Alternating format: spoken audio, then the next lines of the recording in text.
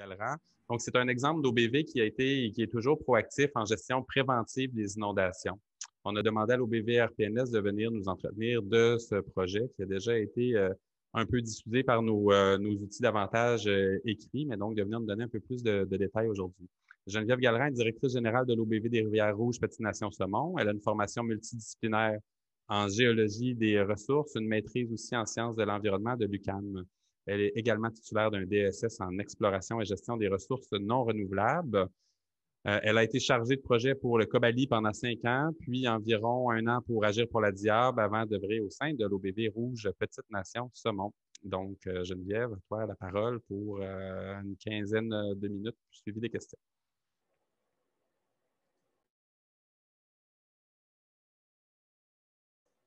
On ne t'entend pas, va faire activer ton micro. Oui, bonjour Antoine. Merci pour l'opportunité. Donc, c'est vous qui allez projeter mon diaporama? C'est comme tu préfères, tu peux le projeter toi-même en partageant ton écran ou Sébastien peut le faire pour toi. Je vais faire ça, je le partage à l'instant. Donc, vous le voyez bien? Oui, c'est parfait, Geneviève. Parfait. Donc, merci pour cette opportunité. Je vais être assez tentée d'être le plus concise possible parce que j'aurais potentiellement beaucoup d'informations à transmettre, mais bon, j'ouvre la porte après à de futures discussions avec mes collègues s'il y a lieu. Donc, le projet d'évaluation des risques d'inondation de la rivière de la Petite Nation et développement de plans de gestion durable des eaux pluviales vient tout juste de se clore. C'est un projet qui s'est échelonné sur 3 ans. Donc, c'est un bon moment pour en parler parce qu'on était vraiment dans les dernières semaines en pleine réflexion, en suivi sur ce qui s'était super bien passé, un peu moins bien passé. Donc, je vais essayer de vous faire part de mes réflexions là-dessus. Puis, voilà, mais je vais quand même faire une mise en contexte qui est quand même indispensable. Donc, voilà notre zone de gestion à droite et le bassin versant de la rivière de la Petite Nation. En fait, le bassin versant de la rivière de la Petite Nation, c'est la section en vert juste ici dans la grande zone de gestion. Donc, c'est un bassin versant qui est principalement situé en Outaouais, dans la MRC de Papineau. Donc, on a la rivière de la Petite Nation qui s'écoule du nord au sud jusque dans la rivière des Outaouais. Les municipalités partenaires au projet sont celles de Duhamel au nord, Lac-Simon, Ripon, Saint-André-Avelin, Plaisance et Papineauville.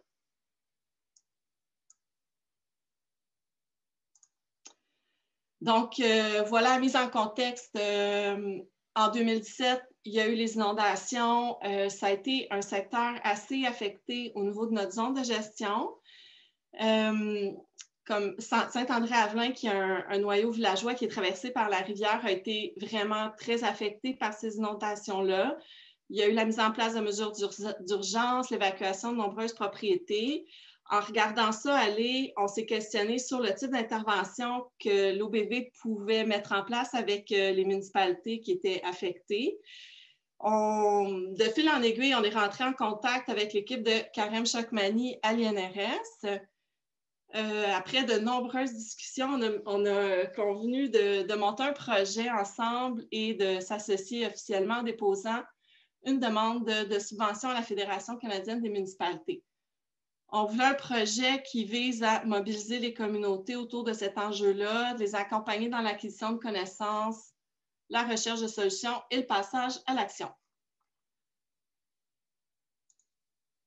On voulait en faire un projet fédérateur, donc je vous présente un schéma en fait qui illustre les relations qui unissent les différents acteurs qui sont touchés par l'enjeu des inondations autour de la rivière de la Petite Nation. C'est une analyse du réseau social qui a été faite dès le départ avec l'aide de la Résilience.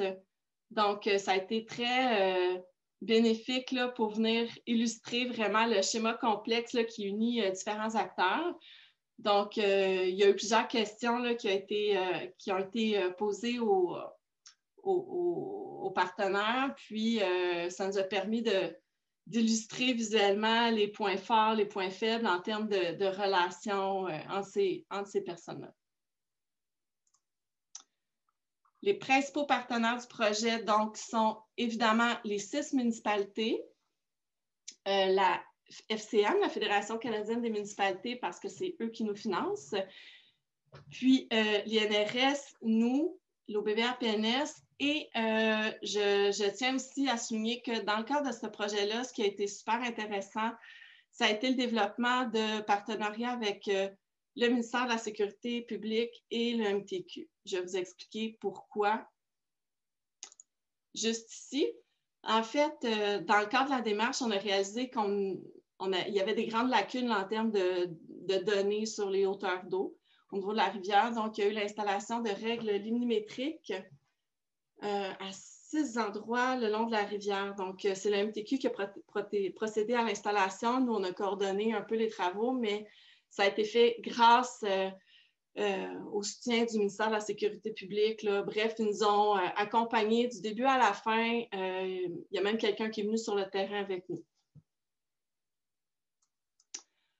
Au niveau de l'organisation du travail, en fait, parce que l'INRS était vraiment promoteur du projet, puis ils s'occupaient vraiment du volet inondation. Ce sont eux les spécialistes. On les laisse aller là-dessus. Nous, je vais revenir de façon plus précise par rapport à l'outil qui a été développé par l'INRS. Par rapport au rôle de l'OBV, ça a été vraiment de développer le volet gestion durable des eaux pluviales et d'assurer, évidemment, tout le transfert de connaissances, l'organisation des rencontres, toute la logistique autour du suivi de ce projet-là. Puis, au niveau des inondations, du volet inondation, nous, on est venu ajouter un volet à dimension sociale, c'est-à-dire qu'on a fait une analyse là, de la perception des risques face au changement climatique et aux inondations auprès de la population. Donc là, je vais rentrer un peu plus dans le concret, mais c'est sûr que ça va être très, très succinct par manque de temps, mais je vous présente l'outil Gary qui a été développé par l'équipe de l'INRS par le labo de Karim Chakmani. Donc, c'est dans le... Excusez. Gary, en fait, ça veut dire gestion et analyse du risque d'inondation. C'est un outil qui permet l'estimation, l'analyse, la visualisation des risques liés aux inondations pour les individus, les bâtiments, puis même les infrastructures essentielles. Donc, on tient compte de l'aléa d'inondation, donc les zones inondées et les hauteurs d'eau dans ces zones, puis aussi la vulnérabilité des éléments exposés à l'aléa. Ce que ça donne, en fait, parce que vous pouvez y accéder facilement, excusez. Je vais juste faire un changement d'écran.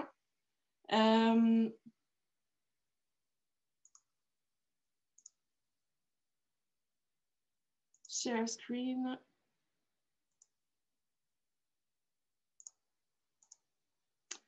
Donc là, normalement, vous voyez l'outil en ligne qui a été créé par la FCM. Il y a plusieurs onglets tout en haut. Il y a 12 scénarios qui représentent les risques d'inondation selon la variation des débits. Donc, là, j'ai fait un close-up sur Saint-André-Avelin. Puis, on commence avec un débit de 96 mètres cubes secondes à la station hydrométrique de Ripon. Puis, on continue comme ça en augmentant les débits. Puis, on voit au niveau du noyau villageois quels secteurs sont inondés. Je vais un petit peu vite. Le scénario le plus... je vais aller au scénario 9 qui représente en fait un débit de 213 mètres cubes secondes. Qui est un débit, en fait, qui a été enregistré là, en avril 2019. Donc, c'est une réalité qui a vraiment été vécue par les gens. Puis, si on continue, on voit le scénario en termes dans une perspective de changement climatique. Donc, selon les scénarios climatiques de l'Atlas hydroclimatique de la Direction de l'expertise hydrique du Québec, ils ont fait des projections dans le futur et donc, ça, c'est le scénario de base, mais mettons pour des projections dans un horizon 2050 ou 2080, on voit ce que ça peut donner. Sauf que la réalité, c'est que selon l'Atlas hydroclimatique, évidemment, ce qui est dit, c'est que la plupart des rivières du sud du Québec peuvent s'attendre à une baisse des débits moyens en été, au printemps et à l'automne. Donc, ça donne des scénarios qui ne sont pas si pessimistes que ça. Mais bon, si vous avez un intérêt, je vous laisserai naviguer sur l'outil quand vous allez le vouloir. Je reviens à un autre outil, en fait, qui est l'outil de...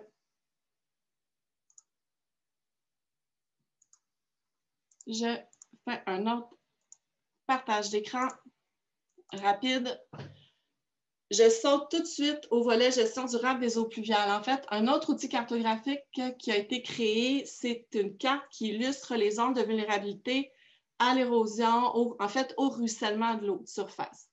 Donc, ici, on voit le bassin versant de la rivière de la Petite-Nation avec, je fais un petit close-up, on focus sur le lac Simon ici.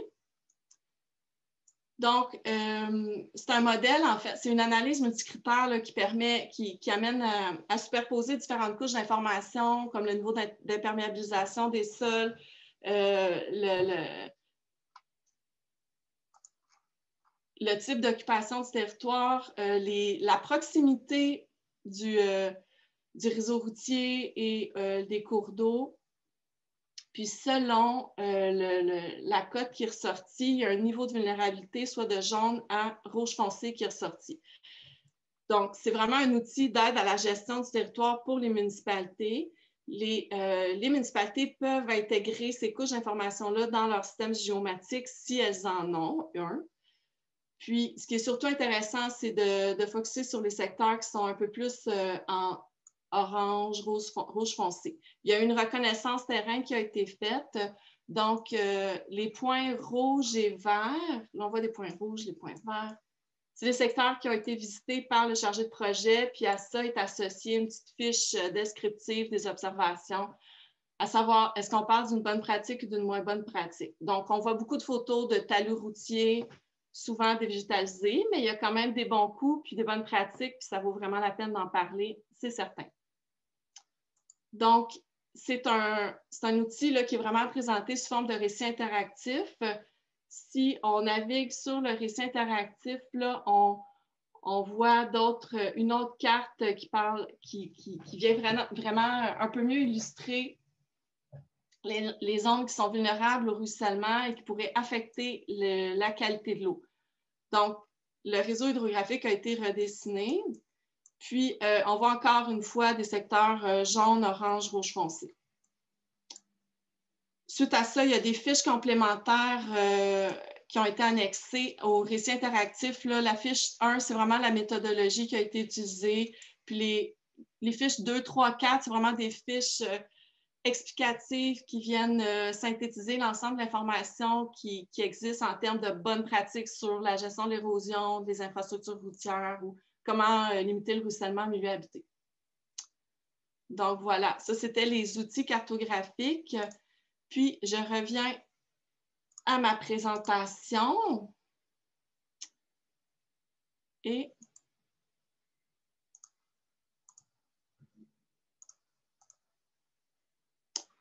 je saute. Il y a eu au niveau de la gestion durable des eaux pluviales, c'est important de dire qu'il y a eu un accompagnement pour que les municipalités puissent compléter l'autodiagnostic municipal en gestion durable des eaux pluviales avec Saint-André-Avelin qui est le plus gros, le noyau villageois le plus gros. Ils sont vraiment rentrés dans le jeu, puis ils l'ont complété. Puis de ça, on est ressorti un rapport, un plan d'analyse finalement de leurs pratiques. Donc, on fait ressortir autant les bonnes et moins bonnes pratiques. Donc, ça a été vraiment un bon exercice pour eux. Si je continue rapidement, je vais aller vite sur cette partie-là, mais le sondage sur la perception citoyenne vraiment vient intégrer ou venait nous amener à une prise de conscience vraiment sur comment est vécu les inondations, comment les gens perçoivent les changements climatiques dans leur milieu, les inondations, comment c'est vécu. Donc, il y a toutes sortes de questions qui ont été posées en vue de comprendre leur emplacement par rapport à la rivière. On voulait vraiment des répondants qui étaient situés à moins de 5 km de la rivière, comment les changements physiques là, dans leur environnement, comment ils les percevaient, comment l'information est disponible, qu'est-ce qu'ils pensaient de la gouvernance des risques d'inondation puis des mesures d'adaptation. Donc, dans l'ensemble, les résultats ont montré que les répondants qui vivaient à proximité de la rivière considéraient ces informations-là relativement disponibles. On a questionné, juste pour donner un exemple, là, les gens sur leur opinion sur les types d'interventions qui étaient faits autant en termes de prévention que de façon à gérer les inondations. Donc, les mesures là, du genre, on utilise les sacs de sable, on fait une modification de l'aménagement du territoire ou de la réglementation, on protège les milieux humides, on procède au rachat de terre, de terrains inondables par le gouvernement, ça passe assez bien. Par contre, c'est assez mitigé par rapport à tout ce qui a trait aux travaux dans les cours d'eau. Ça, c'est vraiment un aspect pour lequel on reçoit beaucoup, beaucoup de questions. Donc, il y a un grand besoin d'information. Je m'étais dit dans le cadre d'un événement, d'offrir des ateliers d'hydrogéomorphologie 101 ou d'hydraulique 101 très, très simplifié, là, ça pourrait vraiment être intéressant. Oui, c'est ça. L'autre slide par rapport à ce sondage-là, en fait, c'est qu'on a nommé certaines recommandations, des pistes d'action envisagées. On a parlé aux gens de la mémoire du risque, comment est-ce qu'on peut aider les gens à enregistrer un petit peu cette histoire-là, cette historique-là, puis en suggérant, par exemple, d'installer une œuvre au niveau d'un village ou juste des marqueurs de niveau d'eau, ça peut être intéressant. Travailler au niveau des conséquences psychosociales est vraiment très pertinent. C'est le stress vécu autour des inondations, mais aussi après, 2-3 ans plus tard, ça persiste. D'intégrer les citoyens dans le processus de gestion des risques d'inondation est indispensable, à mon avis. Ça pourrait faire partie d'une phase 2 là, pour nous là, en termes de projets potentiels à développer. D'assurer une continuité dans la diffusion puis le transfert des connaissances à la population, comme je disais tout à l'heure, leur parler des causes des inondations, de géomorphologie, toutes des petites notions comme ça qui pourraient venir les aider à comprendre les interventions qui sont mises en place par les municipalités. En termes de bénéfices de bénéfices ou de retombées du projet, j'ai illustré ça par des pictogrammes, en fait, là, pour faire simple, mais ce que je vais vous dire, c'est vraiment ce qui a été reçu comme commentaire de la part des participants, des municipalités partenaires avec lesquels j'ai fait des suivis, des questionnaires téléphoniques là, pour vraiment avoir leur impression de façon bien personnalisée. Donc, ce projet-là a permis, en tout cas, de les aider à travailler un peu plus en amont par une meilleure compréhension de l'impact des changements climatiques au niveau des inondations sur la rivière. Ça les amène à cibler un peu mieux les interventions à venir sur le territoire. Évidemment, ils vont effectuer une surveillance accrue là, des signes précurseurs des inondations. Ils ont pu aussi identifier un peu mieux leurs besoins de formation en termes de gestion durable des eaux pluviales, de meilleures pratiques sur le territoire. Il y a des municipalités, on leur a demandé en fait quel genre de projet ils allaient mettre en œuvre là, dans les prochains mois suite à la fin de ce projet-là. Donc, tu sais, ça va autant de on aimerait savoir des formations pour mieux concevoir nos routes ou il y a une municipalité qui envisage des travaux majeurs au niveau du détournement d'une route qui est constamment inondée. Il y a une municipalité qui veut installer ou réaliser un nouvel accès à l'eau pour permettre d'évacuer plus rapidement la population. Donc, voilà. L'intégration aussi des données, des fiches, des données dans les cartes produites aussi dans leur système de gestion pour avoir une meilleure planification de leurs travaux, ça a vraiment été nommé. Puis, pour conclure, je vais vous parler de l'évaluation que je fais de ce projet-là en fonction de mes observations, puis ce qui est ressorti aussi de la part des partenaires municipaux. Je commencerai en disant que travailler avec des petites municipalités, c'est quand même un défi parce que l'appropriation des résultats puis de la démarche est quand même difficile quand il y a un fort roulement de personnel. Donc, on a souvent des petites municipalités surchargées qui souvent voient le travail préventif ou ce qu'on leur suggère comme une surcharge de travail, ils sont intéressés, mais c'est comme, OK, ouf, comment je vais rentrer ça dans mon horaire? Il y aurait possiblement une stratégie de communication à penser pour inclure davantage les élus qui étaient moins présents dans les rencontres de suivi de projets. Le volet réglementaire, on nous questionnait beaucoup là-dessus, puis je suis contente d'en apprendre un petit peu plus là, aujourd'hui sur ce qui s'en vient avec le nouveau cadre normatif. En fait, l'outil Gary n'a pas de visée réglementaire. Les cartes ne seront probablement pas intégrées dans le schéma d'aménagement, mais les municipalités attendent vraiment avec beaucoup d'intérêt les nouvelles cartes là, de zones inondables. Puis nous, on va essayer de faire une corrélation entre ce qui va sortir au niveau des cartes là, financées par le MAMACH versus les cartes de l'outil Gary produites par l'INRS. Il y a un défi technologique aussi. Ces cartes-là sont créées avec ArcGIS. Bien, ce n'est pas toutes les municipalités qui travaillent avec ça. Donc, on a fait face à ça en créant des cartes là, en ligne qui sont disponibles sur notre site Web. Donc, ça a été un défi qui a été rencontré, mais on n'y avait pas du tout pensé au départ. Et deux dernières choses, qui fera la mise à jour des outils? Ça, c'est la question à laquelle on n'a pas encore de réponse. Donc, au niveau de l'occupation du sol, évidemment, il y a tout plein de changements qui s'opèrent, des nouvelles constructions, des destructions, des nouvelles routes, etc. Donc, les cartes de fond, les données de base devront être mises à jour, disons, dans 5 ans. Donc, on ne s'est toujours pas entendu sur qui le fera. Et on a fait face aussi à un manque de données, comme je disais, avec une station hydrométrique sur la rivière, l'absence de données sur le niveau d'eau. Là, on a fait installer des règles millimétriques, mais c'est quand même assez nouveau. On n'a aucune donnée historique. Donc, c'est sûr que le modèle qui est présenté par l'INRS présente une marge d'erreur qui est normale, mais peut-être un peu plus importante, considérant le manque de données. Donc, d'implanter un suivi là, vraiment régulier pour connaître les repères de crues, tout ça, c'est vraiment indispensable là, parce que sinon, c'est sûr qu'il n'y aura pas d'adéquation entre ce qui est présenté sur les cartes et la réalité.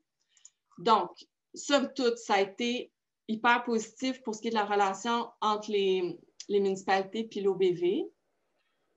La relation de confiance est accrue. C'est sûr qu'on va offrir un service après-vente, comme ça a déjà été dit, dans le sens qu'on a beaucoup de questions, puis on envisage, c'est ça, une phase 2 pour le projet. Je dirais que l'accompagnement sur du moyen terme est indispensable. Tu sais, les notions sur les changements climatiques, les différents scénarios qui sortent, c'est quoi l'adaptation au changement climatique? En général, les gens ne savaient pas trop quoi répondre à ça. L'évolution au niveau du cadre réglementaire, tu sais, il y a des besoins de formation, d'accompagnement réguliers qui sont nécessaires. Je pense que les bureaux de projet vont venir répondre en partie à ça pour les territoires couverts. Donc, c'est très positif selon moi. Mais demeure que je pense qu'en complémentarité avec le travail du MSP, du MAMACH, du ministère de l'Environnement, les MRC aussi, je suis convaincue que les OBV peuvent jouer un rôle central là, auprès des petites municipalités en termes de transfert de connaissances, d'agents d'aide à la concertation puis de soutien aux initiatives. Merci beaucoup, Geneviève. Je t'interromps parce qu'on arrive au bout du temps, mais je pense que tu étais justement à la toute fin. C'était ma conclusion. Voilà. Merci beaucoup pour ta présentation. Super instructive. C'est un bel exemple d'OBV proactif en prévention des inondations.